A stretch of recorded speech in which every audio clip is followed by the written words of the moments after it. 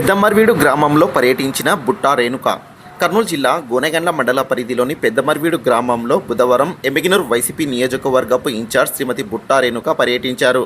ఈ సందర్భంగా వైఎస్ఆర్ సర్కిల్ నందు ఏర్పాటు చేసిన కార్యక్రమంలో ఆమె మాట్లాడుతూ, కూటమి ప్రభుత్వం ఎన్నికల కంటే ముందు నెరవేర్చని హామీలు ఇచ్చి ప్రజలకు మోసం చేసిందన్నారు.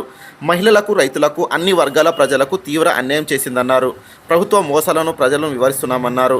ఈ కార్యక్రమంలో వైసీపీ నాయకులు, గ్రామస్తులు పాల్గొన్నారు. తాజా అప్డేట్స్ కొరకు జీజీఎల్ న్యూస్ను సబ్స్క్రైబ్ చేసుకోండి. చూస్తూనే ఉండండి జీజీఎల్ న్యూస్. చూడు, అదన్నీ జగనన్న చేస్తాడు. బాగా చదివిపిస్తాడు పిల్లల్ని, మంచి స్కూల్స్, మంచి ఫుడ్, మంచి అన్నం పెడతాడు.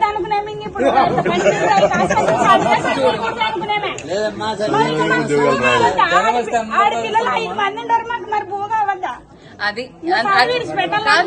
లేదులే. ఈ కూటమి ప్రభుత్వంలో 7 చదువులు వస్తాయి.